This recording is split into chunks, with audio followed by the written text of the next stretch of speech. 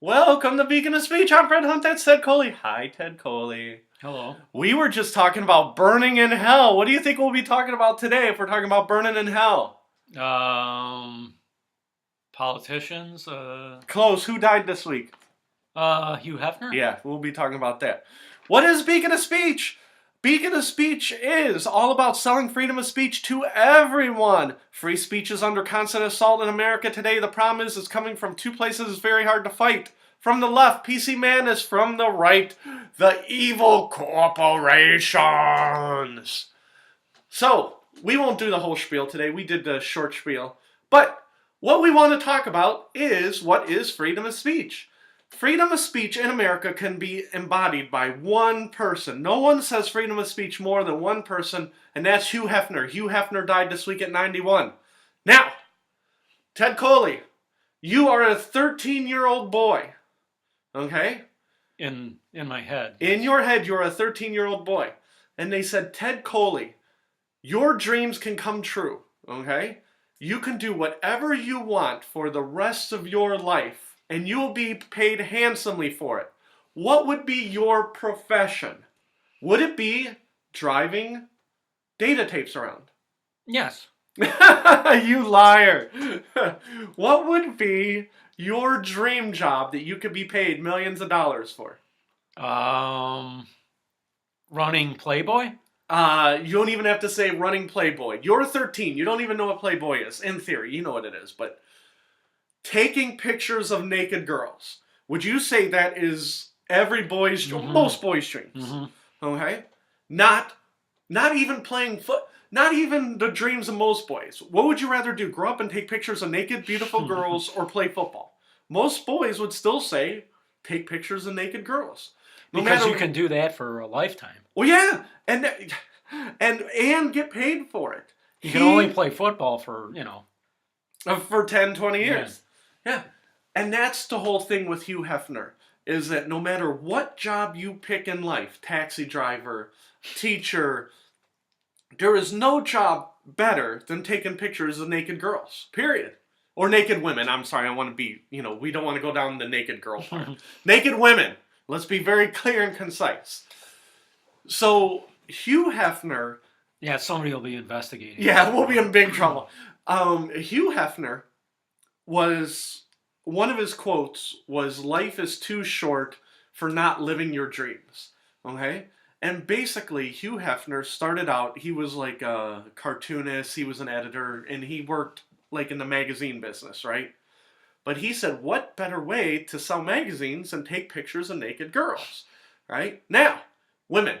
Sorry, women. I keep saying girls. When I say girls, I mean women. Don't take it the wrong way, okay? But the point of my story is that he turned his passion into hundreds of millions of dollars, and he's a free speech champion because people like Bob Guccione and who's the guy in the wheelchair? Larry Flint. Larry Flint. They were just... Is Larry Flint still around? I think he is. I think he's on an oxygen tank in a nursing bed somewhere. Okay, still taking pictures of naked girls. But Hugh Hefner was selling the men's lifestyle. Okay, he's like, what do men want? Men want beautiful women. They want to be challenged. They want intriguing content. But everything is built around the main picture of taking pictures of naked women. Okay, now. The reason is, he lived every boy's dreams, right? There is no better occupation, okay? But he made it work by circling it in freedom of speech, okay? He goes, I'm using my freedom of speech to take pictures of these girls, and these naked girls represent my freedom of speech. Now, what he also did is he also put writers in his book. He put dirty cartoons. He put a lot of content in his magazines. Okay? In the old days, and me and you talked about this on the phone, Alex Haley, who did Roots, nobody would hire him because he was black. Right? First job, Playboy magazine. Hugh Hefner said, write what you want. He goes, right after the article about this beautiful black girl I'm going to put in my magazine, you can put an article about the black perspective. And one of Alex Haley's first national jobs, he might have had a local job, like, bagging groceries or whatever, But in his field, his big break came from Hugh Hefner. And they had a list of writers that all had jobs because of Hugh Hefner. And they all started in Playboy magazine. Well, now you're getting into freedom of speech was expanded by Hugh Hefner because of building his magazine on the backs of naked women. Okay? And you can't take that away. Because there was no magazine that was like, oh, let's have the special, like Ray Bradbury. He wrote Fahrenheit 451. Is that right? Yeah, I think so. And he started off in Playboy magazine. Well, I don't think there were any special Playboys with no naked women and just Ray Bradbury stories. You see what I'm saying? But he opened the door for provocative male speech. All the way around, not just the naked women. Cartoonists all the way around. Now, he lived the dream. Now, you could say it was a scam, but he made hundreds of millions of dollars, right? And he lost $100 million at the end because of the internet, right? Because everybody else realized, hey, my dream is to take naked pictures of girls and put them on the internet. And they tried to out half. Would you say that's fair? Mm-hmm. So, back to your dream job as a 13-year-old, okay? Do you ever think you could have pulled off what Hugh Hefner did? No. No, I don't think I could have. Because you still needed a business acumen, and you still needed to take chances. And I don't mean to pick on you, Ted. But when in my early 20s, I did not have the wherewithal and the intestinal fortitude to fight the free speech battles that Hugh Hefner did. Hugh Hefner went to court. Okay? In my 20s, I was afraid of even looking at a court. I was afraid to do anything that would upset the cops. Right? Mm-hmm. Hugh Hefner was a champion of free speech when it wasn't popular. Right? And he had the wherewithal to package it as this is free speech and throw the ball into the court of public opinion. Okay? And that's why he's a hero. Now, you could say he was a little bit of a scumbag, and at the end he was dirty. But no, just to be sure, the First Amendment just means the government can't stop you from saying anything. Correct. It doesn't mean anybody else can try to stop you. Right. So that's all it means. Right. Like when people complain, I have freedom of speech, it's like, well, yeah, just the government's the only one who can't stop you. Right. It's like all these other people you're complaining about trying to stop you, they have every right to. And that's exactly where we're going to go later. Corporations, how do you think corporations feel about free speech? NBA says there will be this week the NBA says no more kneeling. No kneeling. No the kneeling. NBA Yep. or... The NBA says when the season starts, there'll be no kneeling. When the national anthem plays, you're going to put your hand over your heart and you're going to face the flag, no kneeling. So the NBA does not want the controversy. They do not NFL, want the controversy of the NFL. even though they might agree with the message. Correct. They just don't want... They don't want it to become an issue. Which again goes back to, me and you don't talk about this very often. Free speech, the government can't curtail it, and you're 100%. And we scream about free speech all the time. Mm-hmm. But that's why we say the enemy of free speech is corporations and PC madness. Because it's the corporations who say, listen, you have free speech, and we don't like your free speech, and we'll fire you. And under our laws, we can do that. Because we... And was the First Amendment mainly made so that the government couldn't stop you from political speech? Is that what it's mainly based on, is political? More or less. But in other words, you can say the government sucks or whatever, and we can't stop you. Right. Because they believed in limited government, and, the government, in their mind, the government did suck, but you need roads and bridges and an army. Yeah. Right? And so whenever conservatives yell about the expansion of government, that's exactly what they're saying. The Founding Fathers never intended. So that's why when you say the government sucks, that's protected under free speech. Now, you could go back to the founders and say, well, did the founders want a corporation to be able to fire you because you have free speech? Do you remember how many corporations there were in 1776? Probably not many. Yeah, not many, like one or two. And they weren't corporations, they were businesses. You see what I'm saying? So all this stuff is conjecture and stuff. Oh, it's funny because the people who are always yelling about free speech, I have free speech. They probably don't agree with probably 3/4 of the rest of the Constitution. Oh yeah.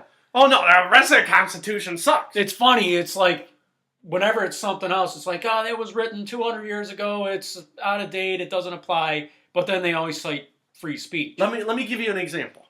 Okay, me and you have free speech. We yell about free speech all the time. Blah blah blah. There was a girl who came out and she wrote for. Oh, jeez, I didn't write it down. I wish I did. But I think she wrote for like Daily Beast. Maybe it was Rolling Stone. It was some left-wing thing. And she said, listen, in 1776, they wrote the Constitution, or 77, 78, whatever it is. They wrote the Constitution, and they wrote the Second Amendment, right? And it had to do with gun rights, right? Right to bear arms. And they said, well, that part of the Constitution is old. They're not talking about AK-47s. They're talking about muskets and quartering British troops. It's funny because I think this is very close to the conversation we were having either in the first or second episode. The very first or second episode, exactly. Because she was like, well, I have free speech.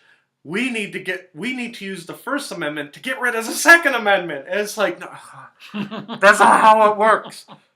And me and you have explained so the amendments will like eliminate each yeah, other. Yeah, it's like Thunderdome. We put all the amendments in a pot, right? And the Prohibition Amendment will fight the Free Speech Amendment and stuff. And her whole premise was, I have free speech, and we need to get rid of guns. Okay? But I have said 100 times, I'll say 1,000 more times, right?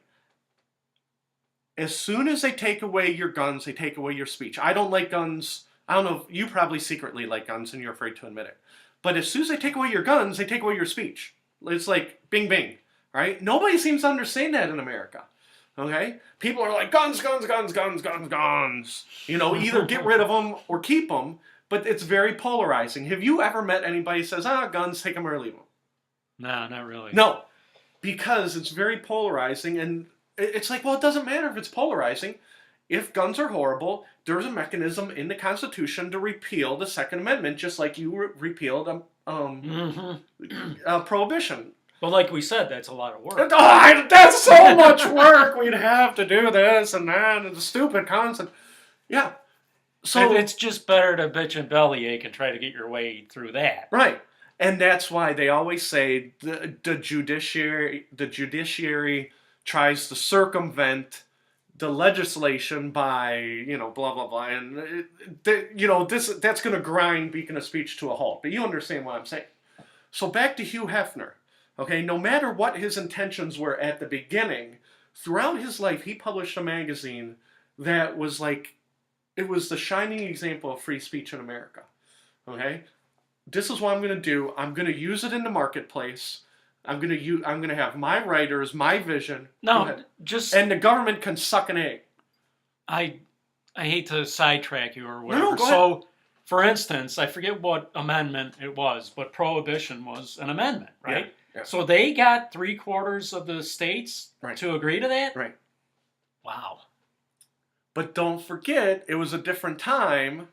And what is it? 3/4 of the states and 2/3 of the Senate or something like that? You're right, but I don't remember what it was. So I'm sorry, I didn't do my homework on Prohibition. Honest to God, I don't think you could get any amendment passed on anything the way things are now. Well, no, and that's the point, Ted. I mean, it could be anything. Yeah. You wouldn't get 3/4 of the people to agree on anything. Right. And that's why the founding fathers did it that way, because they're like, well, you can't just change the Constitution every couple of years.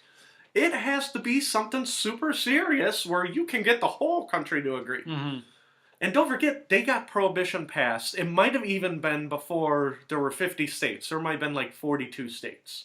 Oh, yeah, it was definitely before there were 50. I don't know exactly how many there were. But don't forget, they repealed Prohibition fast. I mean, it was like, boom!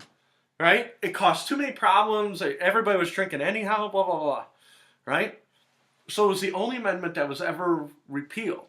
Okay? So the only thing that has even come close in our lifetime, can you remember anything that's even a new amendment that's been even close in our lifetime?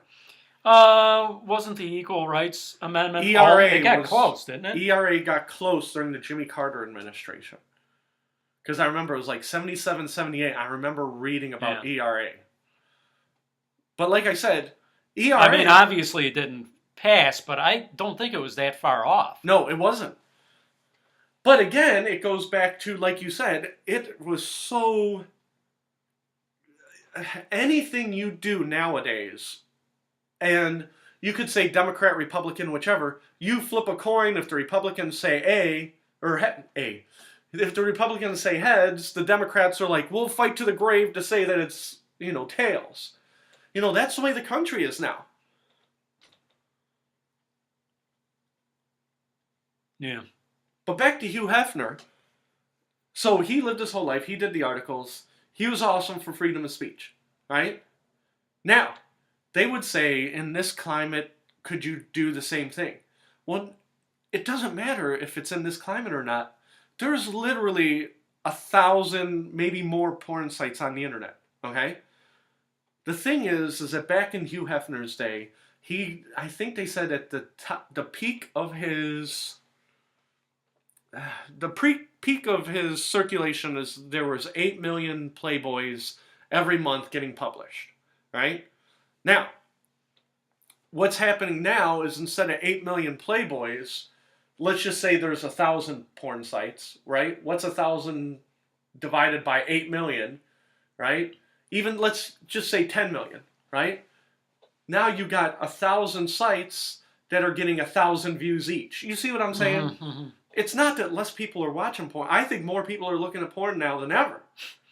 But what's happening is that it's spread across, See, and I was going to say, it's like talking about prohibition. I think maybe alcohol was such a big problem back then because that was like one of the only things to do. It was the only vice. So now there's still the same amount of problem, but it's just spread out over this guy's a drug addict, right. This guy has a porn problem. Right. It's not all in one. And that's exactly where I'm going. Instead of one or two places to get pornography or underground pornography or taking pictures, in the neighbor's bathroom or whatever, now there's a million ways and a million different vices. Mm-hmm. Okay? You could do an amendment that says no more heroin. Okay? We're not going to do heroin anymore. And it would probably pass and become an amendment. Okay? And they would never repeal it. The problem is, how do you stop the legal forms of heroin? How do you stop Oxycontin? How do you stop opioids, morphine, things that are used in medical use? You can't do it. Mm-hmm. Right? Because now you're trying to ban shades of something. It's like back when they banned alcohol, they just said alcohol is banned. Okay? Now, today, how many different kinds of alcohol are there? 1 million. But back in the 1800s, you can't ban opioids because they're in such use, everyday use. Okay, if you know one of your cousins, just take any one of your cousins, okay? You go in their cabinets. You go in any one of my cousin cabinets. There's going to be an opioid in the cabinet, right? How could you ban something that almost every American uses, some American family uses for painkillers? Mm-hmm. They are everywhere. Mm-hmm. And you can't just say ban heroin. Like I said, it would pass everywhere, but then you would have to ban all the legal stuff too. And like you said, now there's 1 million drugs. Now there's 1 million different things. Mm-hmm. And that what's legal, what's not legal. Just like with alcohol. And it's the same thing with pornography. Hugh Hefner built an empire because he basically cornered the market on pornography. Okay? Now, for all the things about him being a pornographer, I've read a lot of stories about what a great guy he was. Because, he threw great parties. Creative people all met at his mansion. If it wasn't for them meeting at the mansion and hooking up with girls, they would never had the idea for this or that or the other thing. And Bill Cosby used to say he got his inspiration there. Oh, what a bad example. But you understand where we're going with this. Yeah, right now you don't want Bill Cosby in your car. Yeah, I read one article. One article. I must have read 20 articles about how great Hef was. One article that said, at the end of the day, Hugh Hefner exploited women. for money.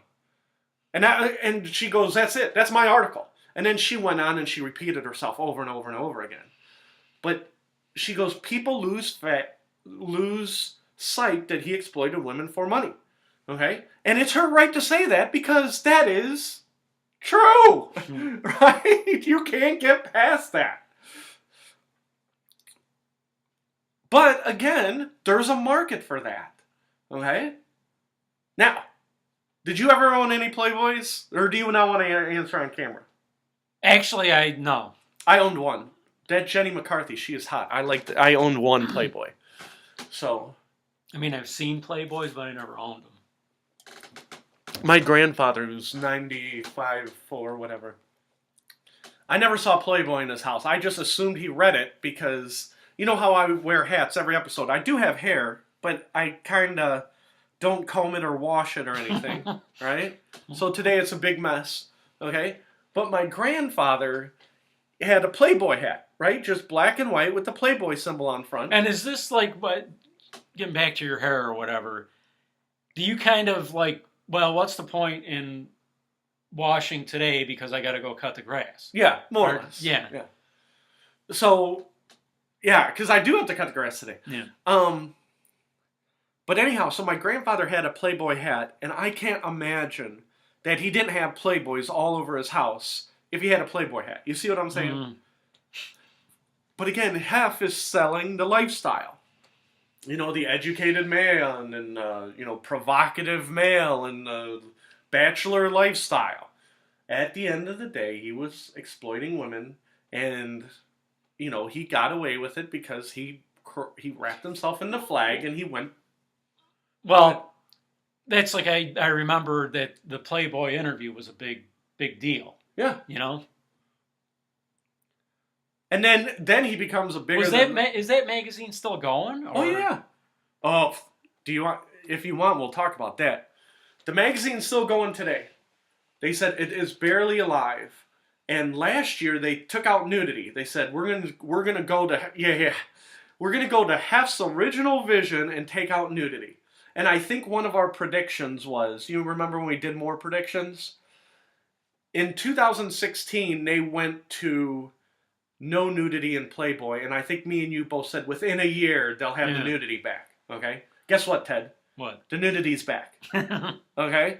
The nudity's back. It's like back. everything is like that now. They're trying to take the guts out of everything. Right. But it's like, what is the one ingredient that makes anything successful, and they'll try to remove that ingredient. Because it's controversial. Right? Like football. What's the major ingredient, guys? Hitting people? Yeah. Well, we got to stop that. You built a sport on hitting people. Well, you might get CTE. Well, yeah, guess what? If you don't hit people, it doesn't exist. Football doesn't exist. Same thing with Playboy. If you take out the beautiful girls, then Playboy might not. So anyhow, their circulation took a dump, right? And they're like, no, we're gonna put the naked girls back on. Please buy the Playboys, right? But it's too late. So that was almost like Playboy's way of like taking a knee or whatever. Yeah, they were trying. Well, more or less. Yes. Short answer is yes. But Playboy, they wanted to be like Maxim, where you could just buy a Playboy and not have to get it in the wrapper. Yeah. You know what I mean? So it would still have women, but like bikinis and covered like right? But they still had the provocative articles, the bachelor lifestyle. I remember seeing something on Playboy, and it was like, we rate video game consoles because that's what the young man of today is playing. And I'm like, Playboy's talking about video game consoles? But I lost my head of steam there. Oh, but anyhow, so today the magazine is in the tank. Now, why is the magazine in the tank, Ted? What magazine do you go to the store and read, Ted Coley? What magazine do I go to the store and read? Yeah. Hint. None. People don't read magazines anymore. Well, actually, I do sometimes. Oh, okay. Well, this is going back to like the first couple episodes too. Yeah, we're magazines. Yeah, how I would go into stores and like read magazines but not buy them. Right. So people read magazines, but they don't buy them. And people don't buy magazines. They go to the internet like Rolling Stone. I don't know when's the last time I bought a Rolling Stone magazine, but I go on rollingstone.com. Oh, that reminds me, we're going to get back to Hef in a minute, okay? Rolling Stone, their owner sold. No, the owner who's been in charge of Rolling Stone for 50 years sold. Wow. Yeah. So anyhow, they sold Rolling Stone this week. We don't care because there's not naked women in it, and they haven't been talking about good music in a long time. Would you say that's fair? So anyhow, so people aren't buying magazine. Hef sold. He sold his mansion before he died. Part of the sale was you can buy the complex, but I get to live here until I die. Right? So they bought it, and he was more or less living there on free rent. Okay? Well, Ted, if you wanted to, you could... Now, did he sell it before he died because of inheritance? I think he did. I think he knew the writing was on the wall. But, again, he lived rent-free in his own home that he had sold, which is a nice gimmick, okay? Now, Ted, if you wanted to, you could sell your house. Okay, you live on the main floor, right? But upstairs, you could have a tenant if you wanted. Is that correct? Yeah, I would love to see how that would work. Well, but that's the whole thing. In theory, you could sell the house, and you could be like, oh, well, you could have my house when I die, but I'm going to live here rent-free until I die. Would that work for you? Yeah. I don't think anybody would do that for you, Ted. Somebody did that for Hugh Hefner. Somebody gave him that sweetheart deal, which again goes back to, it's a great deal if you can get it.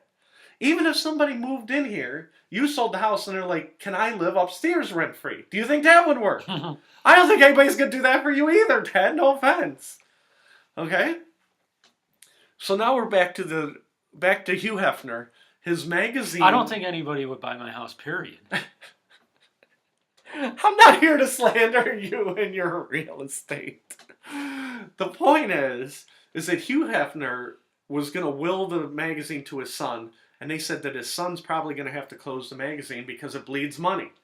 Literally, what a shame. They said he went from $200 million to worth... At one time he was worth like $200 million, now he's worth like $50 million. Hefner? Yeah. And most of it is because he's like, I want to keep the high quality of Playboy. I want to keep the Playboy quality. I still want to pay my writers. And they're like, your writers aren't... you see what I'm saying? So his business model from the 70s just right into the tank, right? But he says, I'm going to keep the quality of the magazine as long as I'm alive. Well, guess what? Now that he's dead, all of a sudden, now the only thing you have is the brand. You have the bunny, and you're selling the brand.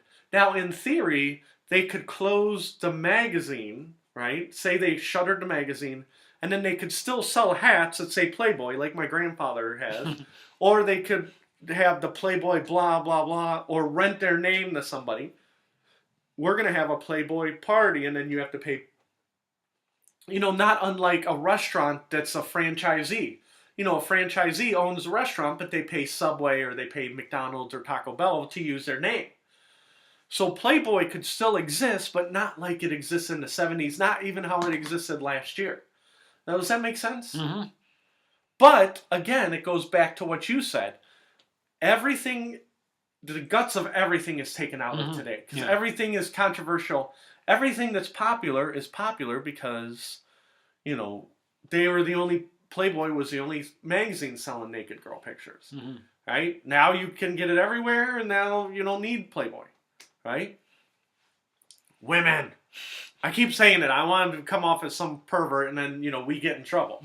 We get flagged, and, they're doing voice modulations of our YouTube videos, and they're like, naked girls. They're like, oh, speaking of speech, red flag, we're out. Well, compared to us, 18-year-old girls are girls. They're not. So.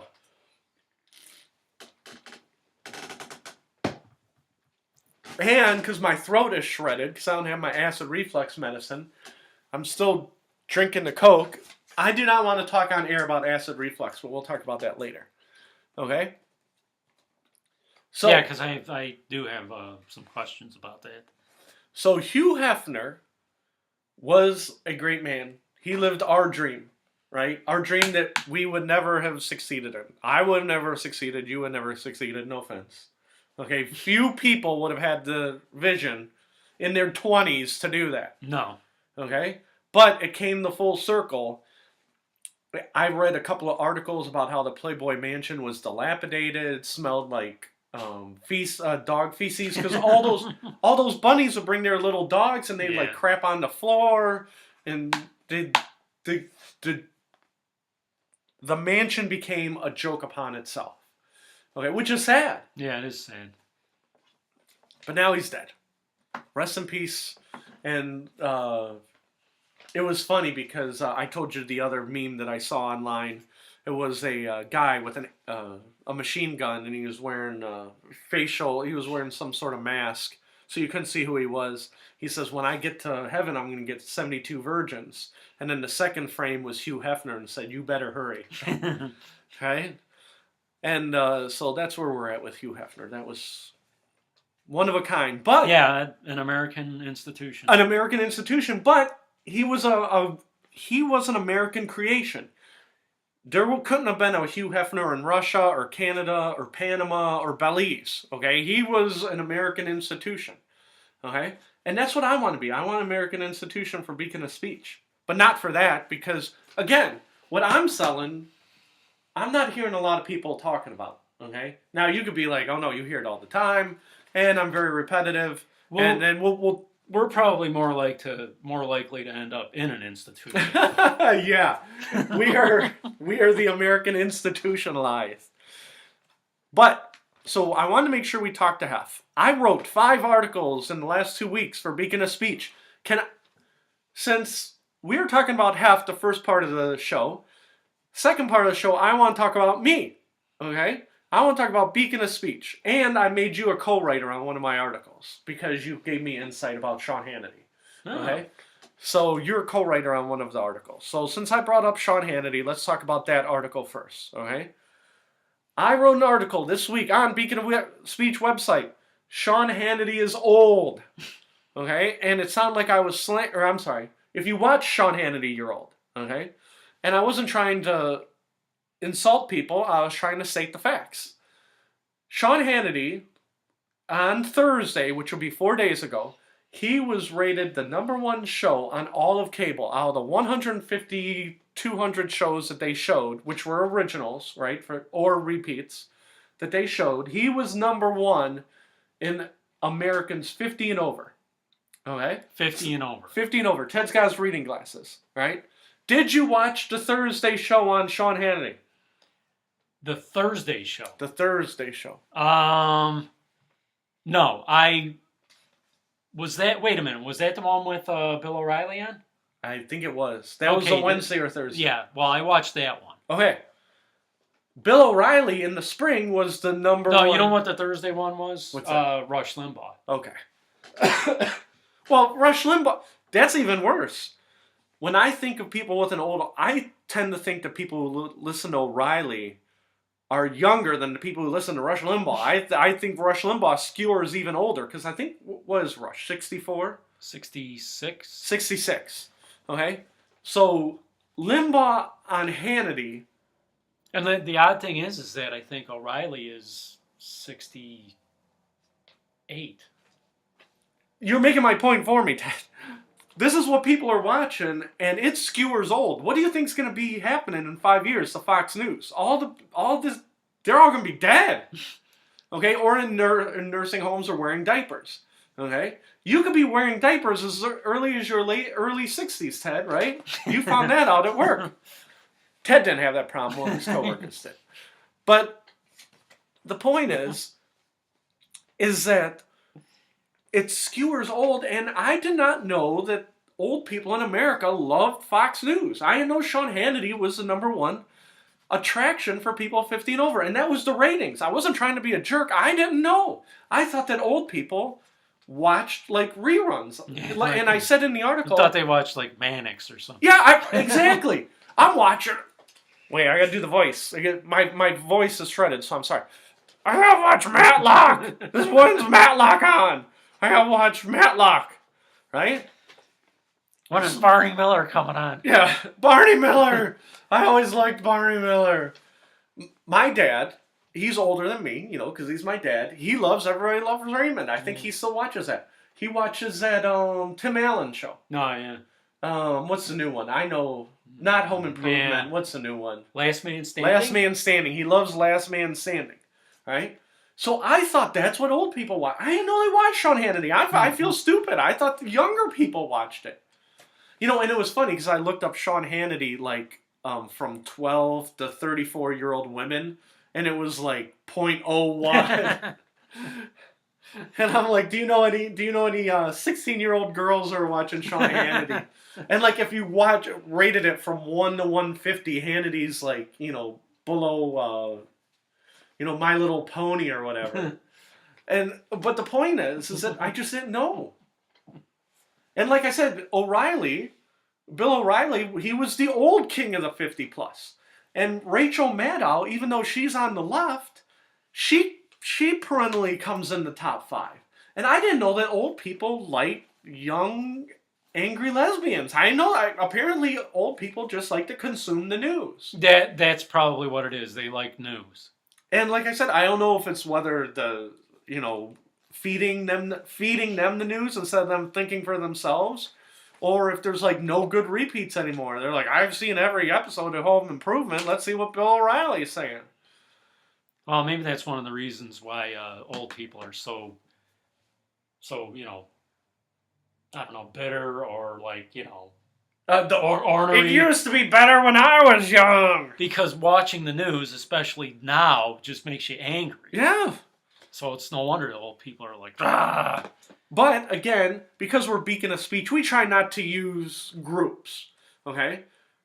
But I did, so even in the article, I apologize for having,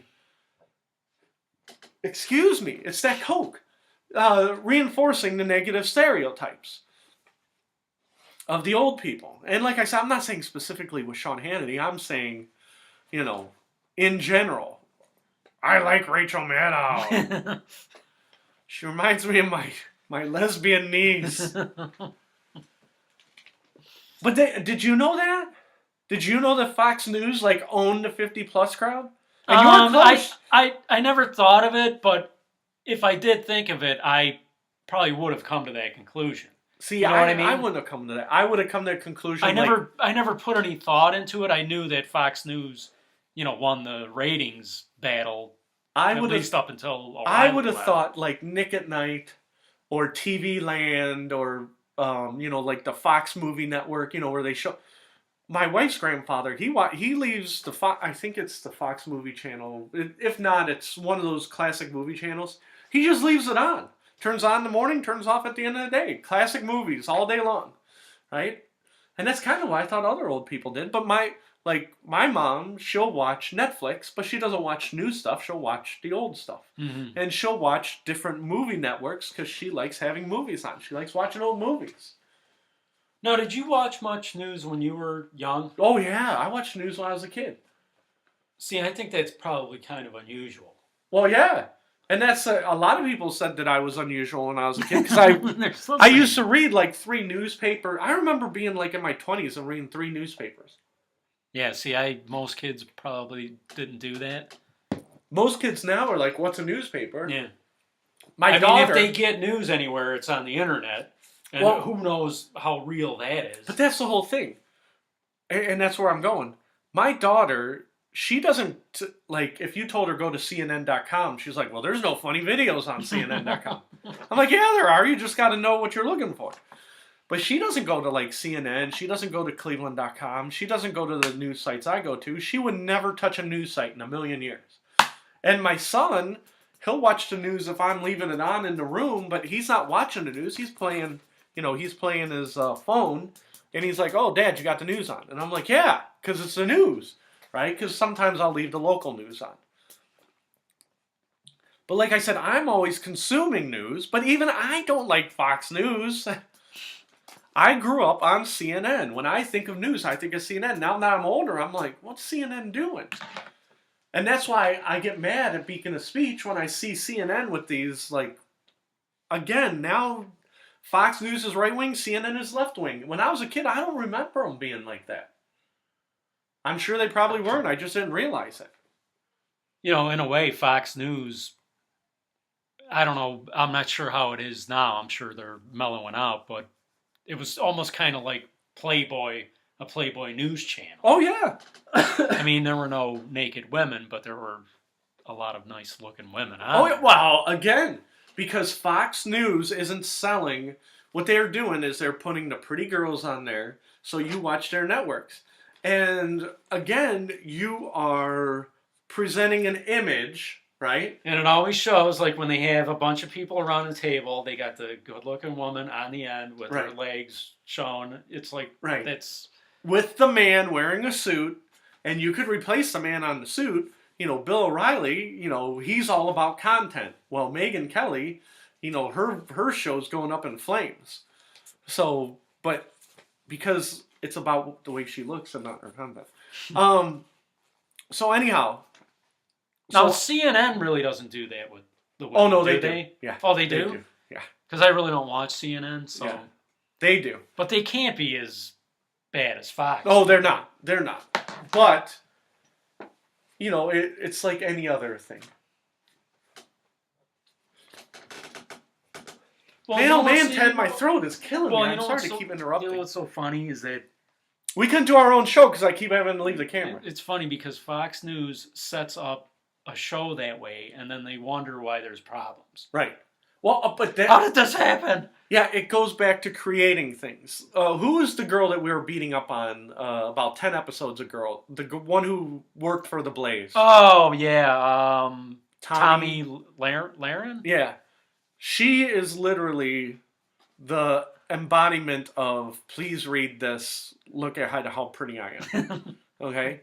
The question was, she was so pretty and a conservative. That was so rare. They're like, oh, please read our conservative stuff and you could be on our channel. Right? So, again, it's a scam because they're selling you a product. Again, we go back to selling you, you know, we say we're selling freedom of speech, right? Mm-hmm. Hef was selling the culture of the American male. You know, all these conservative channels, The Blaze, they all have good-looking girls, but they are selling, we want you to watch our beautiful conservative girls. So, you know, what we should do, if we really want to be successful in America, no offense, Ted, okay? Because you are awesome, okay? But if we were true Americans, what I would do is say, screw Ted Coley. He is not good-looking enough, okay? And out you go, okay? We push Ted out. Ted's gone. I find a 22-year-old girl where I just pay her, just read what I say, and then I go behind the camera, and I'm like, listen, 22-year-old girl, right here is what you're going to say. Here's the thing, and I'm gonna type up on the teleprompter, just say freedom of speech stuff. And then the girl will be like, I believe in freedom of speech. I like Fred Hunt. And I'll be like, listen, just read the teleprompter. Here, freedom of speech. And then you talk to her like in an interview with Playboy and say, what do you like about freedom of speech? I can say whatever Fred Hunt tells me to say. Okay? So I can pick on you all I want, right? But the reason that we're not successful is we're just not that good looking. Okay? And I'm not just saying you. Me and you talked about how we looked before. Mm-hmm. You know? I think it was mainly you that was talking. Yeah. You're an average guy, and see, these are fake teeth, and at least the only thing I have is real hair, and even my real hair ain't that good today. Right? How many people go on air and then just, you know, say, oh, screw, I'm not combing my hair, I'm just going to put on a hat. Isn't it ironic that the guy who has hair is wearing a hat and the guy who doesn't is not? You know, I never thought of that. But we're going to make, Ted, from now on, you're wearing the Myrtle Beach hat. I think I wore this to work every single day this month. That's how happy I am with that. What other articles did I read? Do you want to hear about my other articles that I did? Mm-hmm. So I gave you a partial writing credit. So when I did the Hannity thing, Sean Hannity? Yeah, I said Fred and Ted wrote that because I quoted you from 2 lines you said on the phone because I thought they were great lines. What were they? I don't remember. That's how great they were. It had to do with Sean Hannity. I couldn't use your quote without giving you credit, and then I can't remember what it was right now. So I'm sorry. If we had 2 computers, so you didn't do it out of the kindness of your heart. You just don't want me coming back. I don't want you to sue me. Just like, and now we're all afraid. Yeah. So pretty much, we have a professional. We have a professional contract going on. But if I had $1 million, this is the way I'd want it to be. Okay. Mm-hmm. Me and you, right here. Okay, and I would be able to. You can wear whatever you want, but I want to be able to wear my hockey jerseys. Okay, I want a cold studio. And behind us, I wouldn't want this right here, okay? No offense to, Ringo and stuff, okay? But I want, like, things in the back that would be, like, fun. You know what I mean? Like, it was, like, a teenager's room, posters or whatever, right? And then on that side, while we're doing the show, I want 4 TVs, okay? Just like a newspaper. And this is never going to happen, so we can talk about it.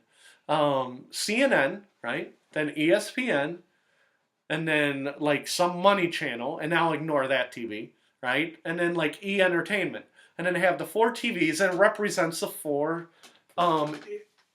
sections of the newspaper of the USA Today: news, business, sports, life. You see what I'm saying? No Fox News. No. Well, if you want to do Fox News and says CNN, I'm not married to it. Okay, so I'll let you control that TV right there. Right, but we'd have 4 TVs going while we're doing the show, because we wouldn't be doing an 1.5-hour show. We'd be doing like a 4-hour show, right? And then we'd have the stuff behind us, and then we would be doing it also in real time. So I'd still have a script of an outline, but like I said, if something happened there, you'd be like, "Holy cow, Fred! Did you just see that?" And Joe would be there. Okay, Joe would be right over there. He would be our guest every week. He'd be our Artie Lang. Okay? And then we would have a guest, whoever I wanted to talk to, right? And say I wanted to talk to the guy who does the Autorama drive-in. He'd come in and he'd be like, "Oh, you're watching it? Oh, just ignore those TVs." Joe keeps asking, when are we going to have guests and when are we going to have callers? Oh, well, the callers is way down the line, because we don't have the technology for callers. And nobody watches or listens, okay? But that's the direction a couple we times want to go. we have gotten phone calls. Yes, we have, from my wife and your work. But yeah, so that's the dream, and I'm like an old half. I'm like half would be like, "I think we should take pictures of naked women." Well, guess what? That's already been done. Okay, so my dream will probably never come true. Other articles. I also wrote, "You would be angry with me." Is that the name of the article? No. It's called "Healthy is Unhealthy," right? And it says, "Healthy is unhealthy when you're running down the street and you block my work vehicle, because one day I'm going to get pissed and run you over." Okay? How many times have you gone into a business and you're pulling in and there's people walking around the parking lot because they have... they're getting their steps in. They're getting their steps in, which is fine, okay? But don't block me in a car. Yeah. You know what's going to happen? You're going to get your ass run over, okay? If you want to exercise, go do it on the sidewalk, or go do it in your gym, or go do it in a park. Right. Don't walk through the middle of a parking lot when you're supposed to be working. Mm-hmm. Okay? And it's the same thing that I wrote. No, I agree with that 100%. There's a CrossFit, right? And it's on a dead-end street, right? What happens is they run out of the CrossFit because they're doing CrossFit. They're lifting weights, and they're throwing stuff all over. And they're like, "Oh, yeah, we're fit. We're awesome. We're doing the crap," right? And then they run out because they have to get their running in. They don't want to run on the sidewalk because then they can't run 3 wide. They run down the middle of the street. And I'm like, "You CrossFit a-holes, you better get on the effing sidewalk," right? And then when I, don't move over enough, they look at me like, "You almost ran us over." Yeah, because you're running in the street. And you know what I love is when you got 3 people walking in the street, and they're walking side by side. Right. And you're coming up on them, and I'm pretty sure they know you're coming up on them, and they don't move into a line. Right. Or people cross the street, and then they do this to you, like they don't notice that you're staring at them. It's like, you are walking across my street. This street is for the car. Yeah. And the other thing that bothered me is at the Metro Parks, right? The Metro Parks, they built a $10 million or whatever, $8 million bike trail. Mm-hmm. And then you see the guys wearing the bike pants and the helmets all going on the road. Yeah. And they're like, if you talk to one of those guys... Well, like I said, what we should start doing is driving our cars on the bike trail. Then. Yeah, we'll finish the job. But when you talk to those guys who do the bikes, they're all like, "Well, there's a bunch of walkers on the bike trail." It's like... joggers, walkers, whatever. Well, no, I'm thinking of the Walking Dead. But there's a bunch of walkers, and they're like, "Well, they're slow. We don't like slowing down for them." It's like, oh, there's the irony right there. Yeah, that is funny. I have to slow down for you, but you don't want to slow down for them. Yeah. It's like, I'm a bike. And don't get me wrong, I love bikes. I love riding my bike. Okay, but don't ride on the road when there's a bike path right effing there and Yeah. they spent $10 million on it. No, I agree with that 100%. So I mean, the roads are dangerous enough, right, without somebody on a bicycle. Yeah. I mean, just cars are dangerous enough. Well, bike people would be like, well, where do you want us to ride? On the sidewalk! Somewhere else. Yeah. Or if you're riding on the street, you know, don't shake your fist at me like I'm the one who's blocking the traffic. Well, see, now another thing that falls into that category, same thing as like a bicycle, is the Amish. Oh, yeah. They need their own road. Yeah. We don't have money to build their own road. I mean, that's so dangerous over in Amish country because all the hills. Yeah, you can't see the Amish. Yeah. And they don't have... Not only that, but when you're trying to pass one of them, every time you're trying to pass, it's like you can't see what's coming the other way. Right. Because there's so many hills. Yeah. We don't like... Our religion prevents cars. It's like, well, what do you mean your religion doesn't believe in cars? We don't believe in electricity. Well, then you need to walk. When you got one group of people living in one century and another group living in another. Yeah. See, and we can say this because we know no Amish. Yeah, no Amish or what? Ted, no matter what, let me tell you something. Let's pretend like Beacon of Speech. My dreams come true, okay? My dream comes true, and Beacon of Speech is big, okay? You know how many Amish people are watching? 0. Because like you said, they don't watch TV. They don't watch the internet. They don't watch YouTube. They don't watch crap. The only way any Amish person is ever going to know who I am is if I walk up to buy some of their cheese. And I ain't doing that. When I was a kid, my dad used to take us to Amish country all the time, watch them make cheese. Right? And I remember, okay, and I'll have to do the visual. I remember going up to the window. I'm a little kid. I'm 10 years old. My dad's like, Amish country is awesome. So there's one window, and I think the name of the place was Alpine Alpha. Okay, and I'm sorry to take your camera thing. You could be mad at me more about that. But I got my head pressed up against the window. And they're like, wow, the Amish are making cheese. And I'm looking at them while they're making the cheese, and none of them ever smiled back at me. They weren't always like, most of them were like, look at that dumb kid watching us work, right? They were not happy to have that window into their little cheese world, right? So ever since then, I've been hostile towards the Amish. And like I said, isn't that a name of a group? Hostile Amish. But I'm hostile towards the Amish. Number one, because they're another... You know how everybody says Scientology is a cult? The Amish is basically a cult. Any one of them who thinks the electricity is a devil is a cult. Okay? And they're like, oh no. Because we used to work together at a place where everybody thought the Amish were the greatest thing ever. Oh, if we only lived like the Amish, everything in America would be great. Yeah, I think everything would suck eggs. I'm sorry. But making fun of the Amish is an unpopular take in life. Well, like I said, we can do whatever we want. We have the freedom right now. We don't get any angry hate mail. What else do I want to talk about? The other article, I did an article just before we came on air. I just put it to bed maybe 2 hours ago. All the kneeling, right? All the kneeling in the NFL, that's all manufactured. That's not real. That's not a real story. Okay, now you could say it's a real story. I don't think it's a real story. It's a story about the culture wars, right? It has no bearing on the score of the game, who won, who lost. It's not a real sports story. Okay, what it is, it's an interesting move the needle type story. So say you're on one side and I'm on the other side, we can argue about it and then go to the website that we like to argue about it some more, right? And I just want to let you know that my personal ban on the NFL is already wavering. I watched some of that awesome Browns game today. Oh, they were bad today. 31-0. I wasn't even watching it. I was writing on the computer, right? And then I'm following along. I'm writing on the computer with one window writing about my article for Beacon of Speech.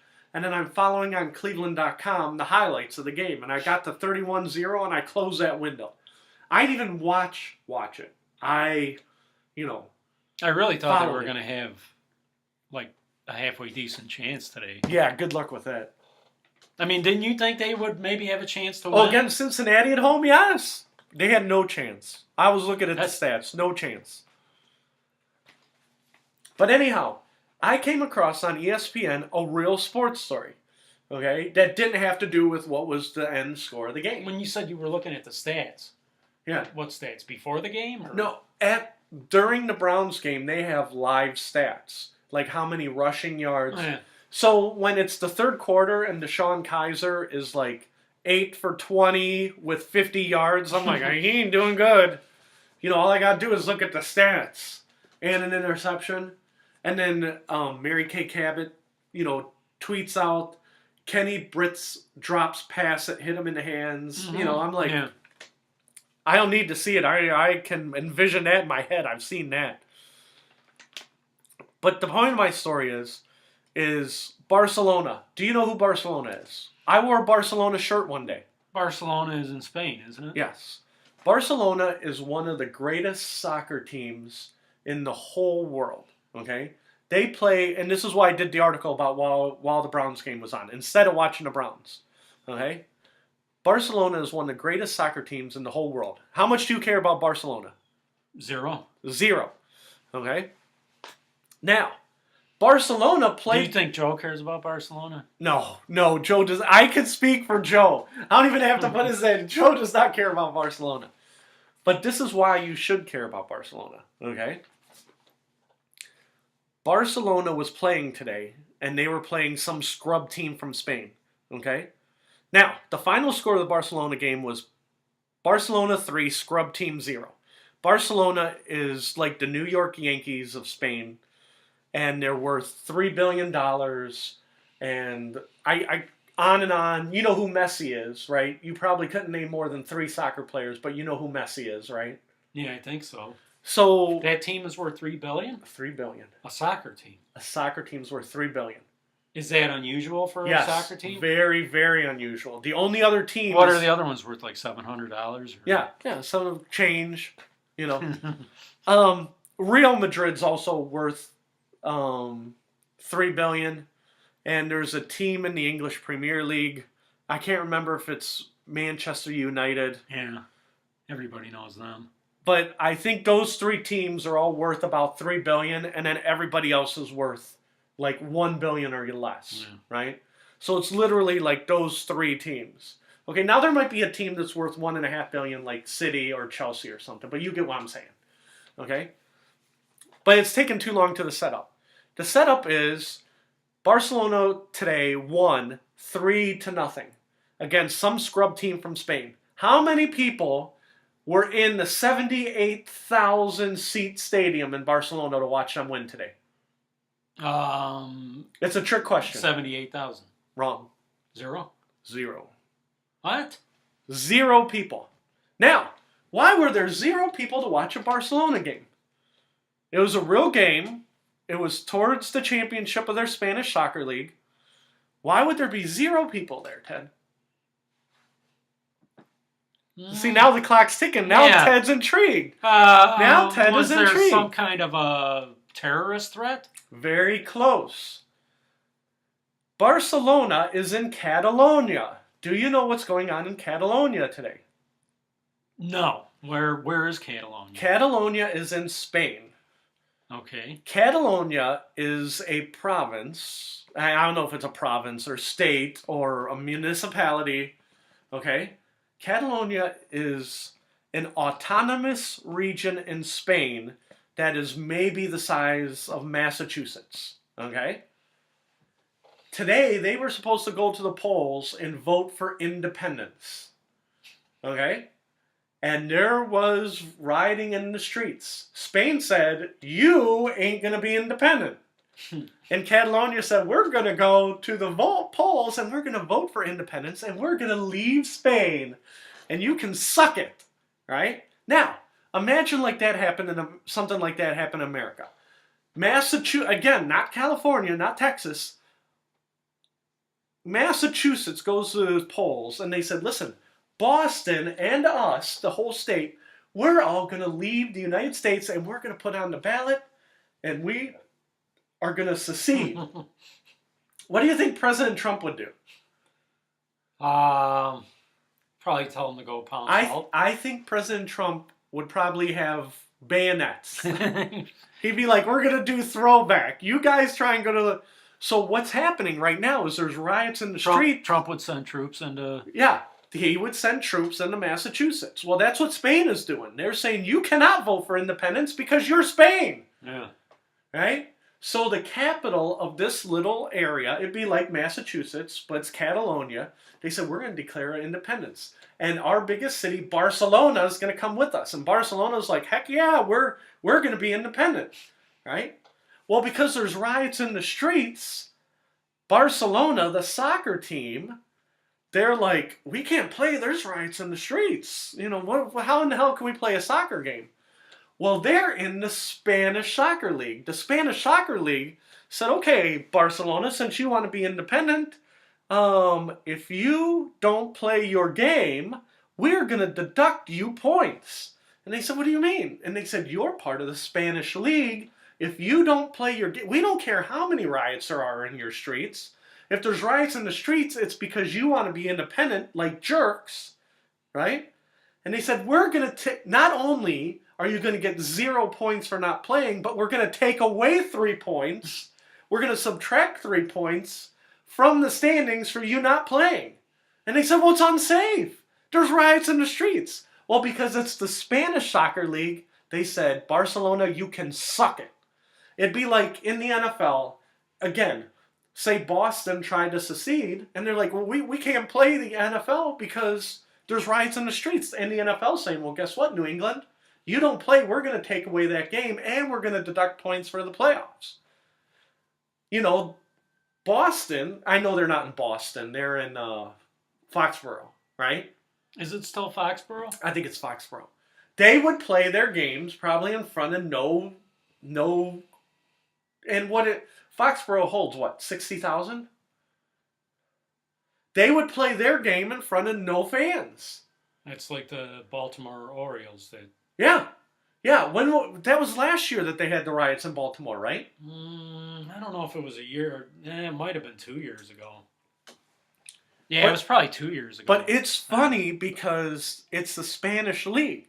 So, you know, there's the English Premier League, the French League, the Russian League, the American Canadian League, which is MLS, right? Well, what happens if, and I'm just walking it down the road, say Catalonia does break off, right? Do they start their own Catalonian league, right? Because say you're Spain, you're like, well, screw Barcelona. They left our country. We're going to kick them out of the Spanish Soccer League. You see what I'm saying? Well, how can you be one of the most powerful teams in Europe if you don't have anybody to play? It's the same analogy as the NFL. You know, say Massachusetts secedes, right? You got the New England Patriots, and now they're like, we're the best team in the NFL. Well, you're not in the NFL anymore. We kicked you out of the league, right? And they're like, well, we're the best team in Massachusetts. Well, yeah, who you beating? You're beating Boston College and a bunch of high school teams, right? So the Barcelona soccer thing, and now people of Barcelona, they don't care about, I mean, they care about soccer, but I don't think they're thinking it all the way through when it comes to their sports teams. I think it could potentially kill Barcelona as one of the best teams in the whole world for soccer. And I use the NFL analogy because it's absurd. Would you ever think of Massachusetts seceding? What would happen to the sports teams? But do I ever think of that? Would you ever think of that? No. No! You would never think a part of the United... Now, maybe California, right? Yeah. Well, that's who I thought of right when you started talking about. Because they're huge, but Catalonia is small. It's a tiny fraction of Spain. Spain's not that big. Because wasn't California threatening to secede because of Trump being... Right. But that never gained traction because that... Ted, back to our analogy. Oh, too much work. The representatives would have to draft a bill and get 3/4 of a plurality and...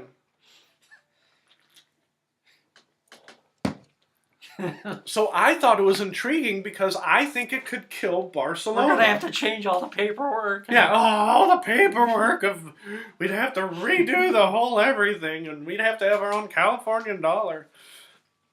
But they have to have their own military. Yeah, yeah. Oh, how many people in California are signing up for the military?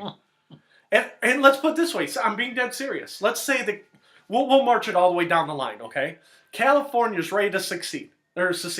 Right? I keep saying succeed, but secede. Right? Walk it all the way down the line. Okay, California says, screw Trump, screw whoever the president is, we're leaving. We're going to fight a war. Right? And they said, all we need is Californians to line up and fight the American invaders as they come. How many people from California are signing up to be in the California Army? Almost none. Right. And that's the whole thing. You know, now, say Texas succeeded, that might be trouble. Yeah. Because then you got millions of people, even in the rural parts of the state, saying, no, you ain't coming, you don't mess with Texas. I got this gun and then those guns over there and then these guns over here. Right?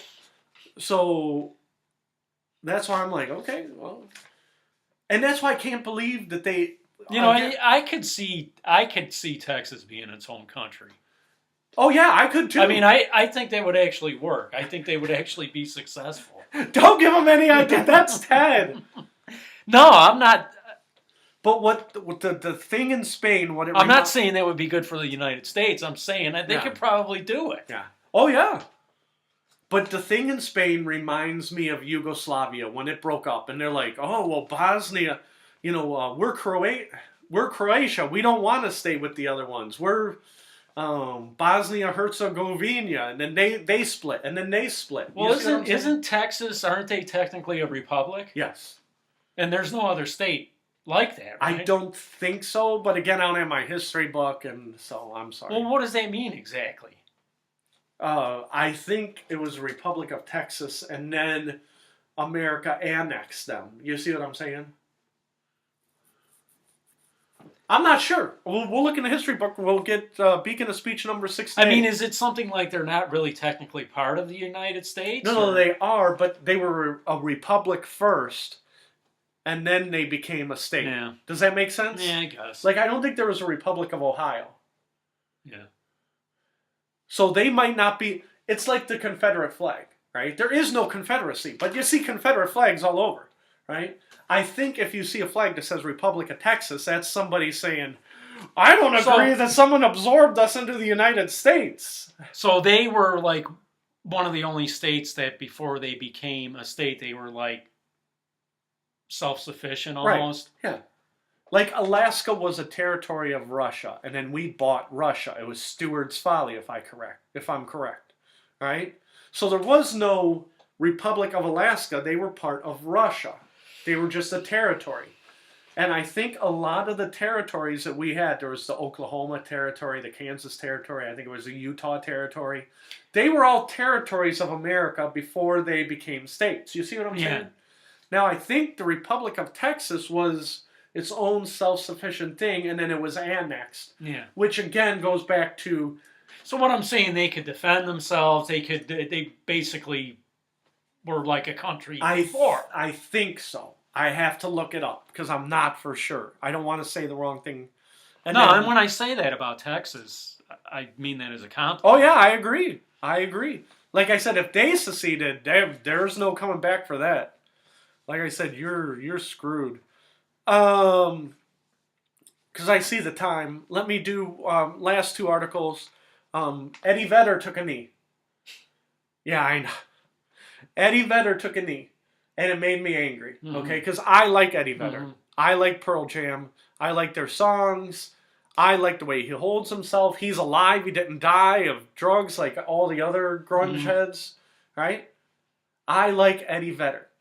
But what I don't understand is part of the reason that athletes took a knee, according to them, is because they have no forum to say that the underprivileged in America are being exploited, right? So they want to do it so you can see that there's people suffering in America, okay? Now, They want to use it, and I'm not arguing right or wrong. I'm saying that's their argument. Okay? My argument for Eddie Vedder is he has a platform. He's a rock singer. Okay? If he thinks Donald Trump is a dirty racist bastard, he can sing a song and call it Donald Trump is a dirty racist bastard. He can release it in the marketplace, and if he makes it rock, people are going to download it, people are going to sing it, it's going to go online, and it's going to be viral. Okay? Eddie Vedder has a platform. Don't kneel and then sing Better Man. You know what I'm saying? And that's what made me upset about Eddie Vedder. You can talk about injustice in America. That's your job. As a rock singer, you can say whatever's on your... Well, now it seems like everything now is like a springboard for something else. Right. Nobody does anything to do that thing. Right. They do it because they want to draw attention to something else. Right.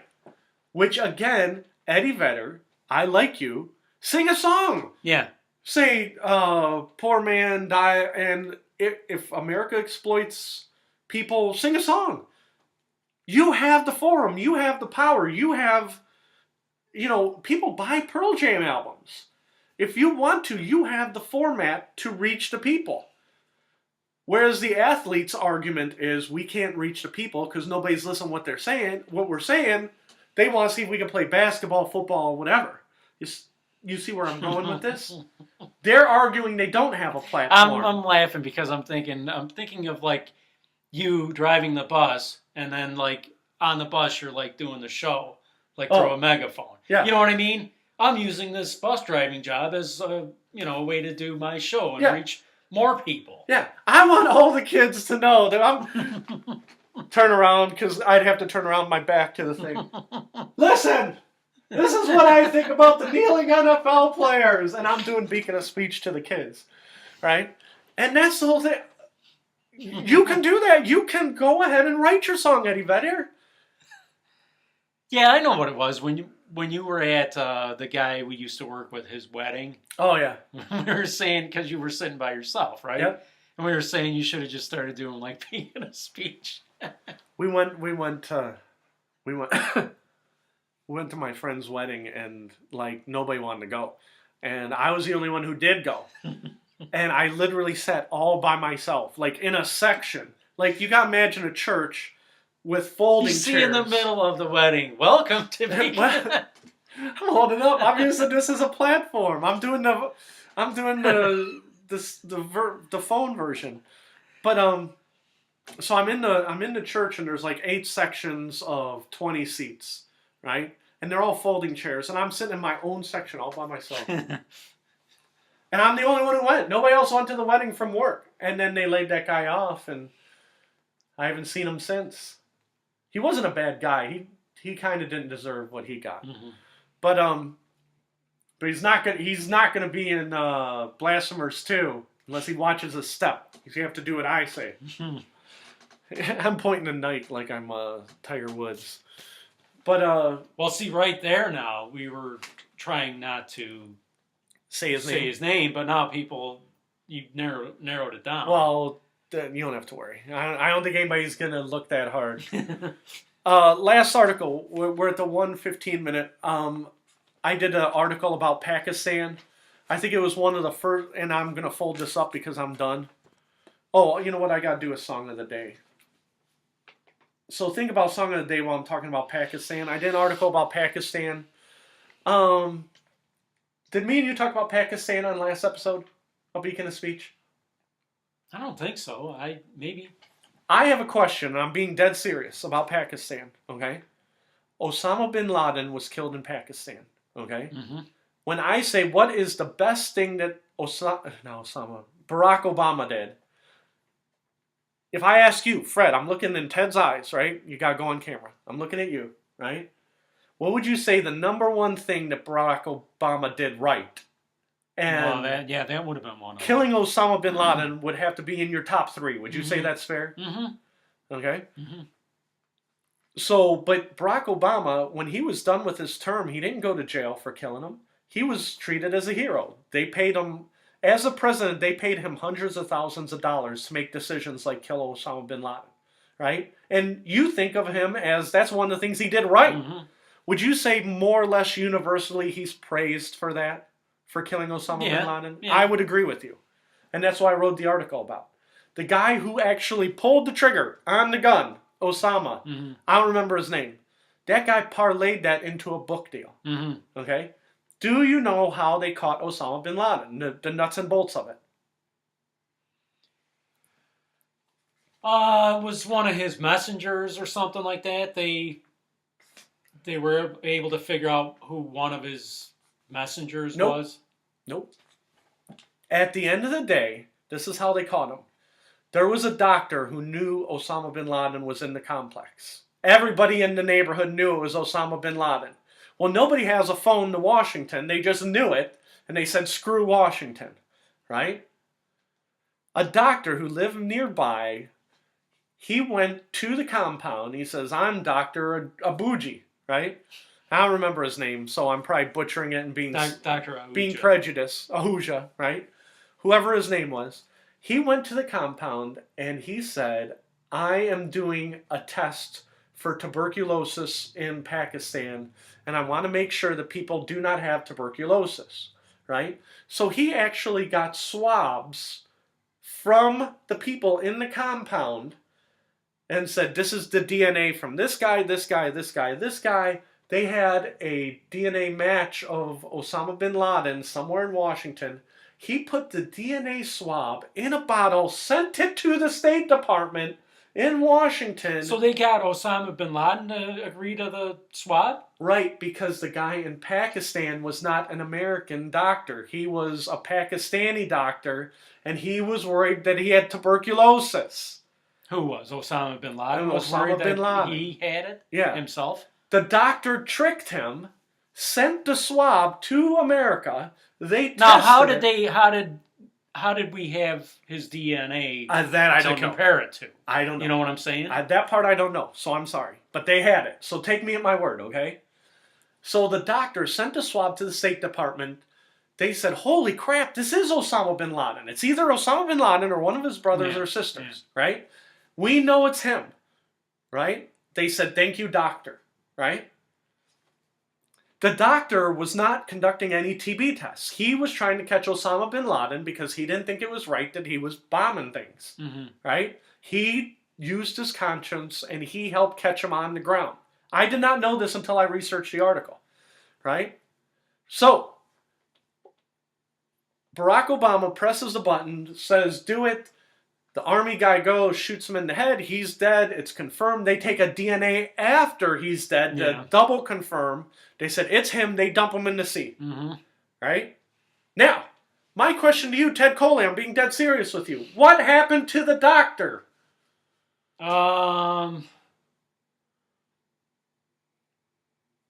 Didn't they like turn him over or something? They like he ended up in jail, didn't he? As soon as they figured out how they did it, that the doctor was in contact with the State Department, they came and arrested him. They did a monkey trial. Right? Pakistan did. Pakistan. The Pakistani officials came in and they said, by taking a swab of a Pakistani citizen, right, and then sending it to America, that is high treason. You have undermined Pakistani sovereignty. They sentenced him to 35 years in prison. He's still in prison today. When Donald Trump ran for president, he said, the first thing I'm going to do, and they have him on tape, says, I'm going to get that Pakistani doctor out of jail. Guess where he's at today? Jail. He's still in jail. Because it wasn't about freeing the Pakistani doctor. It was about making Barack Obama look bad for letting the Pakistani doctor go to jail. I will bet money that that Pakistani doctor is still in jail when Trump leaves office. Because like you said, everything's a platform. Nothing's about actually getting things done. So that poor guy is still in jail. So I wrote an article that says he is the number one reason that we caught him. If he didn't take that swab and send it to America, we would have never caught him because the Pakistanis were protecting him. And it goes back to what I said before. I was a little soft on the article because I was a little nervous. After 9/11, I came out and said we should have bombed Saudi Arabia. Screw those other countries. Bomb Saudi Arabia, right?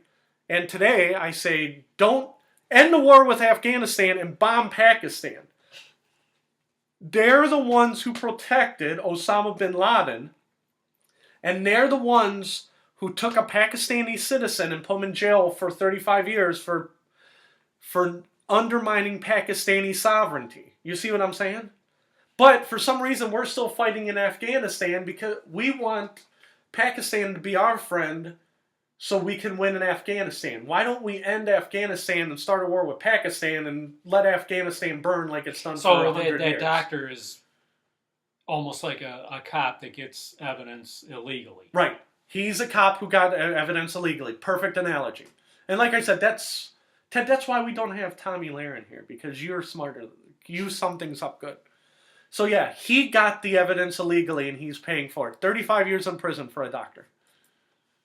Yeah, I think I think that part of it I did hear before. So, but we are out of time. Ted, do you want to do A? And those were my 5 articles I wrote. Do you want to do Song of the Day? Since you don't know any Pakistani music, do you want to do anything? Nothing by Eddie Vedder, because he knelt. Oh, okay. Well, he's in the doghouse. Even though I still own his albums, I'm not burning them. I still like Eddie Vedder. Well, we'll go with an Indian influence song. Oh, Indian influence. Okay.